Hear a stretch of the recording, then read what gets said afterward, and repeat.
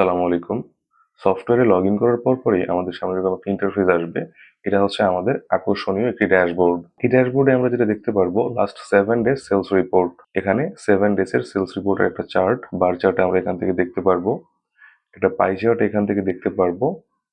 সেটা হচ্ছে অর্ডার কত, এটা হচ্ছে অর্ডারের চার্ট। এটা হচ্ছে সার্ভিসের চার্ট, এটা হচ্ছে এবং এখানে পয়েন্ট অফ সেল বা পজের চার্টটা এখান থেকে খুব ইজিলি আমরা দেখতে পারবো।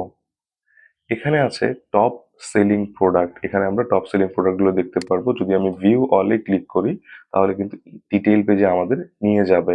আবার এর সাথে আমাদের এখানেই আছে লেস সেলিং প্রোডাক্ট। আমাদের লেস সেলিং প্রোডাক্টগুলোও কিন্তু আমরা এখান থেকে এক নজরে দেখে নিতে পারবো। এখানে আছে স্টক ফরকাস্টিং। এখানে আমরা প্রিভিয়াসে দেখেছিলাম স্টক ফরকাস্টিংটা কিভাবে কাজ করে। স্টক ফরকাস্টিংটা এখানে দেয়া আছে। এখানে আছে অপারেশন সামারি। আমরা আমাদের দৈনন্দিন যেই কাজকর্মগুলো এখানে সম্পন্ন করছি সফটওয়্যারে সেই টোটাল হিসাবটা এখানে আমরা কিন্তু দেখতে পারবো। এক্সপায়ারি ডেট যদি কোনো প্রোডাক্টের ক্লোজলি চলে আসে তাহলে কিন্তু সেটা আমরা এখান থেকে চাইলেই দেখে নিতে পারবো। লো স্টক ইনভেন্টরি, আমরা এখান থেকে ইনভেন্টরির কোন স্টকগুলো লো আছে সেগুলো কিন্তু আমাদের এখানে সাজেস্ট করবে। আমরা এখানে দেখে নিতে পারবো।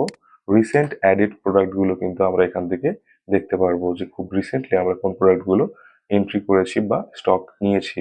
এখানে আছে two days sale, this week sale, last week sale এবং this month sale, last month sell.